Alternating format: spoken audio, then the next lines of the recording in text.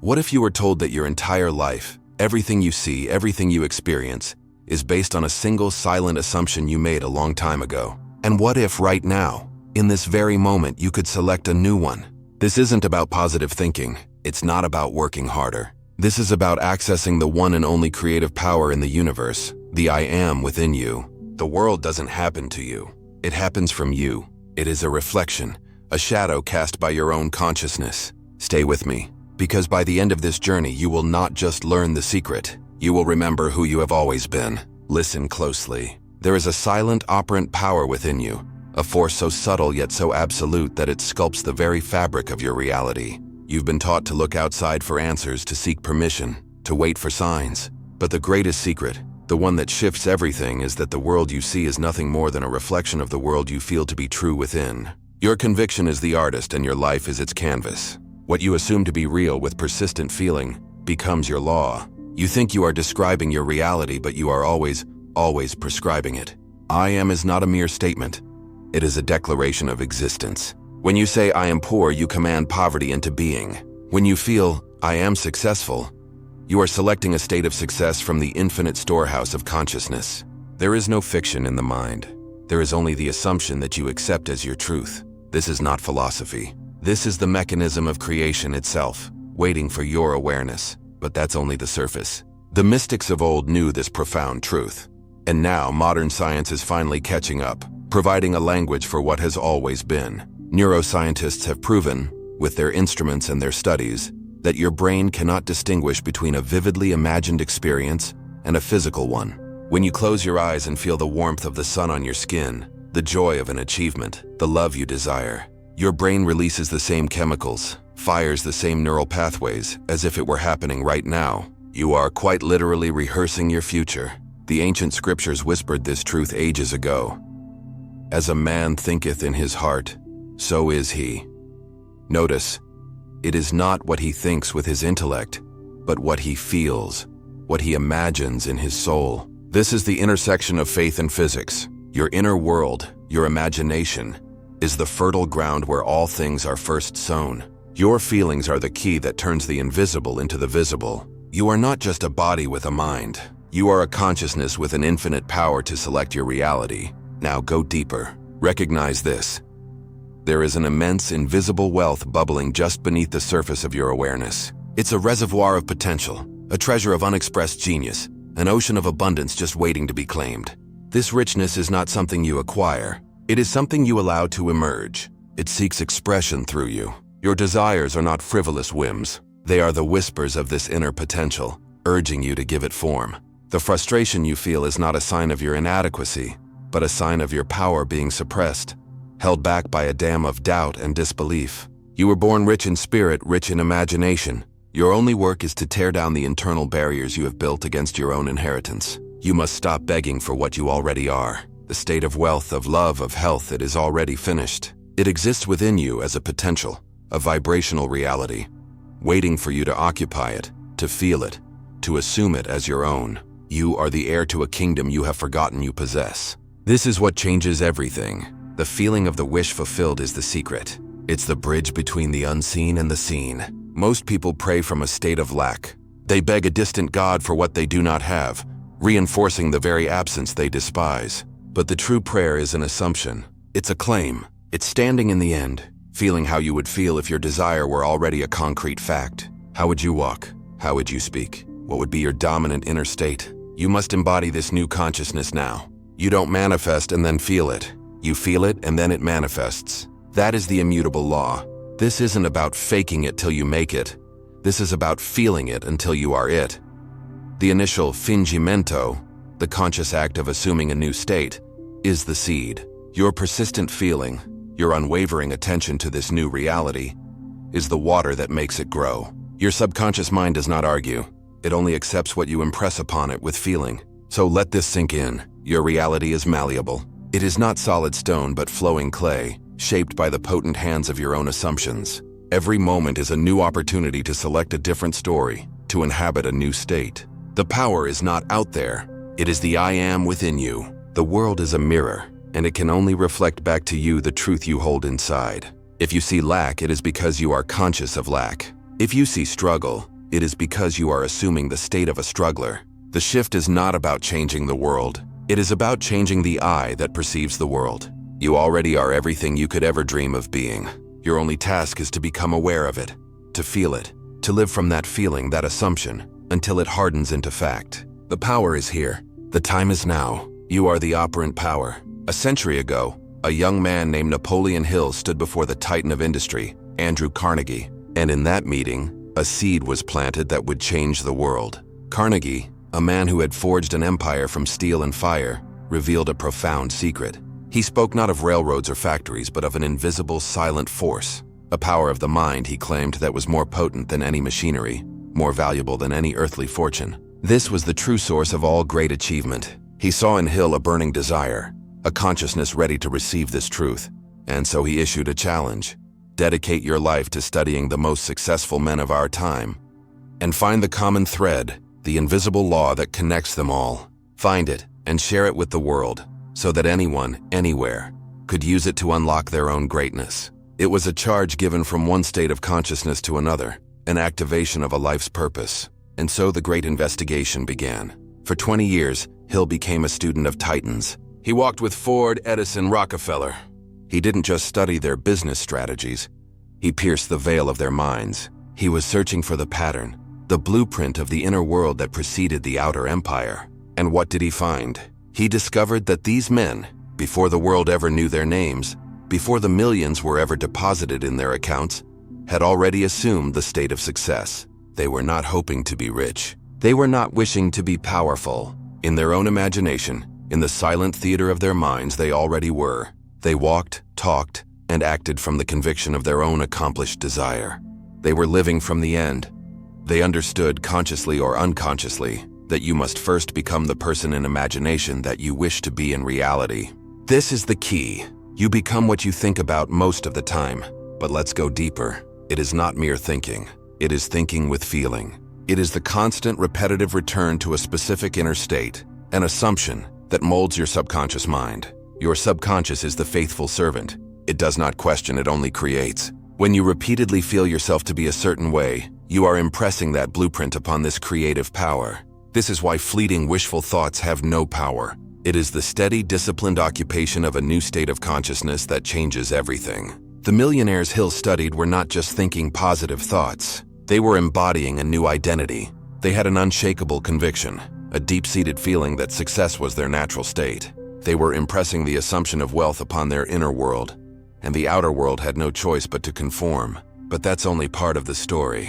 This is not just a mental trick. This is a spiritual law. Your constant, feeling-toned thoughts create a vibrational signature. They send a signal out into the vast field of consciousness. You are a broadcasting tower, and your feelings are the frequency you transmit. When you consistently feel the reality of your desire, you are aligning yourself with that reality. You are tuning your inner being to the frequency of what you wish to experience. The men Hill studied had tuned themselves to the frequency of abundance. They didn't see the world through a lens of scarcity or competition. They saw it through a lens of opportunity and creation. They held their assumption firm, even when the outer world showed them the opposite. Their faith was not in what they could see, but in the unseen reality they held within their imagination. So understand this power you wield. The secret Carnegie passed to Hill is now being passed to you.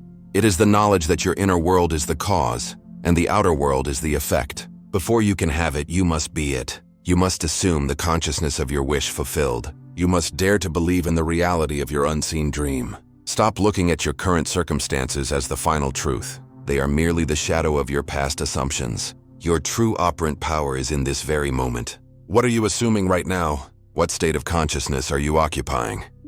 That and only that is the seed of your tomorrow. You are the creator, and your feeling is the key. You already are the person you long to be. Your job is simply to accept it. Now we must enter the workshop, the laboratory of the mind. Your imagination. This is not a place of idle daydreams or childish fantasy. No.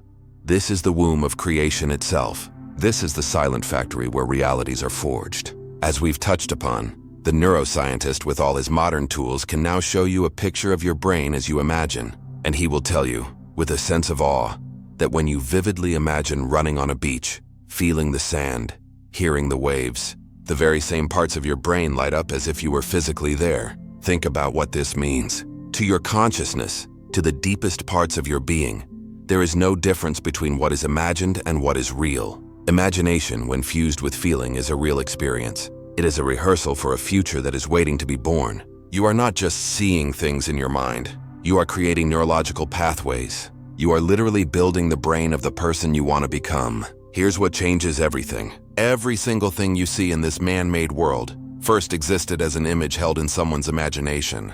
This screen you're looking at, the chair you're sitting in, the building you occupy, they were all once just a persistent thought, an assumption in the mind of their creator. Nothing appears out of thin air. It is first conceived, then believed, then birthed into form. Your imagination is the one and only creative power. It is the beginning and the end of all creation. You have been taught to trust your senses, to believe only what you can see and touch. But your senses only report on the past. They show you the world that has already been created from old assumptions. True vision is not seeing with the eyes, but seeing with the mind.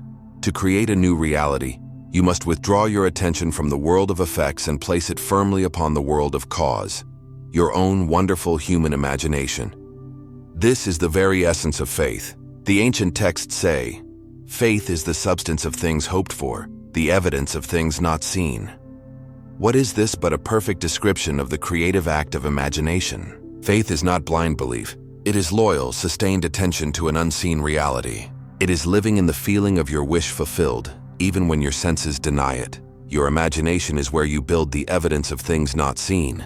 It's where you visualize what does not yet exist, where you feel the reality of your assumption before it takes form. When you live in your imagination, you are walking by faith, not by sight. You are being loyal to a reality that only you can see. And because there is only one consciousness, one universal power, the world has no choice but to rearrange itself around your sustained assumption. The world is a mirror. It must reflect the truth you hold within. But the imagination alone is a blueprint without power. It is emotion that breathes life into the image.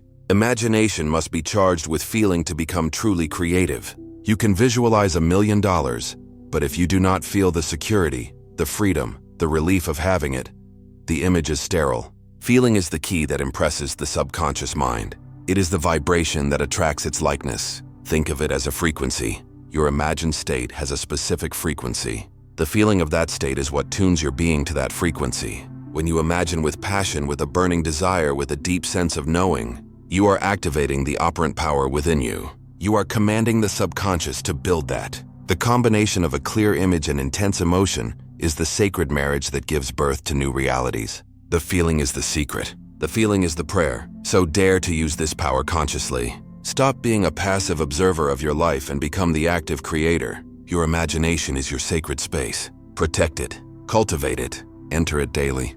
Don't just think of what you want. Think from what you want. What does that mean? It means you go into your imagination and you experience your desire as if it's happening now. You see the world from that new state. You feel the emotions of that new reality. You are no longer John Smith wishing for success. In your imagination, you are John Smith, the successful man. You walk in those shoes. You feel that confidence. This is not escape. This is creation. This is you, selecting a new reality from the infinite possibilities of consciousness and commanding it into being with the supreme power of your own feeling. But there is an enemy, a silent saboteur that lives within your own mind. It whispers to you in the dead of night. It dresses itself in the clothes of logic, of reason, of being realistic. This enemy is your own undisciplined inner talking. It is the stream of negative thoughts, doubts, and fears that you allow to play on a loop in the theater of your mind. I can't do it. I'm not good enough. It's never worked out before. Each of these phrases is an instruction. It is a command you are giving to your subconscious mind, the faithful servant that never questions your authority. You are the master of your inner world, and your subconscious takes every word, every feeling as a direct order. You have, without knowing it, been commanding the very circumstances you claim you do not want. This is not bad luck. This is the law in operation. Your consciousness is the only reality, and you have been conscious of failure. This is what we must call inverted faith. You see, faith is not exclusively for good things. Faith is simply believing in the reality of the unseen. When you worry, when you fret, when you constantly imagine the worst-case scenario with intense feeling, you are exercising a powerful faith in a negative outcome. You are praying for what you do not want. You are declaring defeat as your destiny. You are using the creative power of God, the I Am within you, to create hell on earth. And you do it with such conviction. You believe more strongly in the possibility of failure than you do in the possibility of success. You have more faith in the power of the problem than in the power of your own consciousness. You must awaken to this. You must see that the saboteur is not an external force. It is your own loyalty to a negative assumption. It is you, believing with all your heart in the reality of your own limitations. So how do you change the pattern? You begin by becoming a watchman at the gate of your own mind. You must exercise a new kind of awareness. You must start to question your automatic thoughts. When the voice of doubt whispers, "You'll never succeed," you must stop. And you must ask, "Says who? Is this the truth or is it a lie I have been telling myself?" You must consciously challenge these ingrained patterns. And then you must replace them. This is not about fighting the negative thought. It is about replacing it with a new life-giving truth. You install a new belief through repetition. You choose a new empowering statement, a new assumption like, "I am successful in all my endeavors," and you return to it, day and night. You persist in this new assumption until it feels natural, until it becomes your dominant inner state. You are overriding the old program with a new one. This is not just mysticism. This is neuroscience. Every time you repeat a thought or an emotion, you are carving a pathway in your brain, a neural pathway. The more you travel that path, the deeper and wider it becomes. Your old negative beliefs are simply well-worn highways in your mind. They are the default route your thoughts automatically take.